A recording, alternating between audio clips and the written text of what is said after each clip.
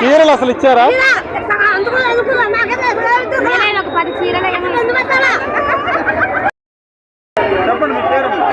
నా పేరు కుసుమ కుమారి అండి. మేము చింతలగూడ నుంచి వచ్చాం. పాంప్లెట్స్ మాకు పంచారు.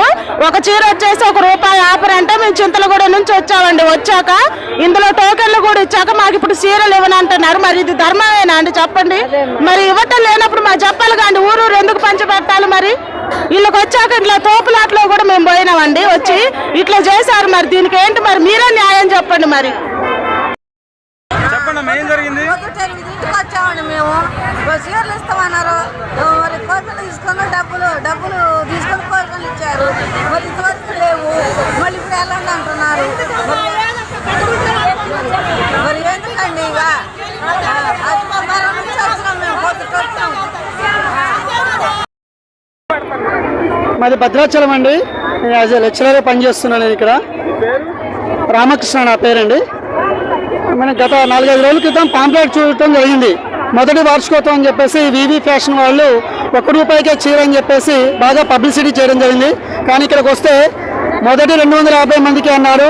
కానీ ఇక్కడ ఏమో దాదాపుగా కొన్ని వేల మంది మహిళలు ఎదురు చూస్తూ ఉన్నారు. ఎటువంటి ఏర్పాట్లు చేయకపోవడం, క్యూ లైన్ కానీ ఎటువంటిది ఏం లేదు.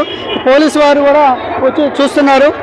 కానీ చాలామంది ఎంతో ఆశతో వచ్చారు. కానీ అటువంటి ఏర్పాట్లు కూడా ఏమీ లేవు. ఇక్కడ చాలామంది మహిళలు, వృద్ధులు, చిన్న పిల్లలు ఎత్తుకొని వచ్చి చేస్తూ ఉన్నారు. కానీ ఎటువంటి ఏర్పాట్లు చేయకపోవడం, ఏదో హల్చల్ చేసి వాళ్ళ యొక్క షాప్ని వాళ్ళ యొక్క పాపులారిటీని పెంచుకోవడం కోసం మాత్రమే ₹1 చీర అని చెప్పేసి పెట్టారు. ఎక్కడైనా మార్కెట్లో ₹1 చీర అనేది ఉంటుందా? జనాలని, పేదవాళ్ళని అందరినీ మోసం చేయడం తప్ప ఏమీ లేదు. చాలామంది వెనక్కి తిరిగి వెళ్ళిపోతున్నారు నిరాశతో. ఎటువంటి ఏర్పాట్లు కూడా ఇక్కడ ఏమీ లేదు. ట్రాఫిక్ వాళ్ళకి చాలా మందికి ఇబ్బంది అవుతుంది. ఈ రోడ్డు గుండా వెళ్ళేటటువంటి వాహనదారులందరికీ కూడా చాలా ఇబ్బంది అవుతూ ఉంది. ఇది చాలా ప్రధానమైనటువంటి కూడలి. 3 రాష్ట్రాల సరిహద్దులో ఉన్నటువంటి ఈ యొక్క అంబేద్కర్ సెంటర్ కూడలిలో ఇట్లా పెట్టడం ఇది చాలా ప్రజలు, సామాన్య ప్రజలు, వాహనదారులు చాలా మంది ఇబ్బంది పడుతున్నారు. కాబట్టి తక్షణమే వీళ్ళ మీద చర్య తీసుకోవాలని భద్రాచలం వాసిగా డిమాండ్ చేస్తున్నాం. వచ్చిన టోకెన్స్ ఇచ్చేసి పంపించేస్తే మిగిలిన ఎవరితో టోకెన్ లెవెల్ తిరిగి పంపించేస్తే బాగుండేది. టోకెన్ ఇవ్వలేదు. 12 టైం 12 ఒక టైమే పెట్టారు. 1 గంట టైం ఇచ్చారు. పెట్టమని చెప్పండి.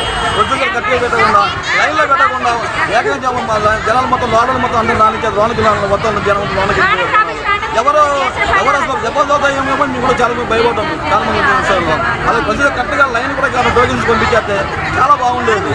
ఆ టోకెన్ ఇవ్వకుండా మొత్తం జనం ఒకసారి టోకెన్ ఇవ్వడం ఇలా సీరియల్స్ వచ్చేసాం. అసలు కస్టమర్స్ కి శారీస్ ఇచ్చారా లేదా? శారీస్ ఎవరికి ఇవ్వలేదు. ఇంకా నా పేరు బోబమ్మ అండి. మాది ఏఎంసీ కాలనీ. ₹1 చీరలు అనేసరికి ₹1 బండి మీద చెప్పారండి. మా ఆటో మీద క్యాన్వాస్ చేసేసరికి 9వ తారీఖు అనేసరికి గబా వచ్చేసినామండి. వచ్చేసరికి ఇక్కడ చీరలు లేదు, ఏమీ లేదు. చీరలు లేవని తలిపేసేసారు. పోలీసు వాళ్ళని పిలిపించేశారు. ₹1 ఆఫర్ ఎందుకు పెట్టాలండి? సరే ఒక 100-200 పెట్టాలా? లేదంటే కొత్త షాప్ కాబట్టి ఓపెన్ చేశారు కాబట్టి ఆ కొత్త షాప్ ఓపెనింగ్కి ఎవరైతే వాళ్ళ షాప్కి అయితే బట్టలు కొనుక్కోవడానికి వస్తారో వాళ్ళకి అమ్మ ₹1 చీరలు ఇవ్వాలా?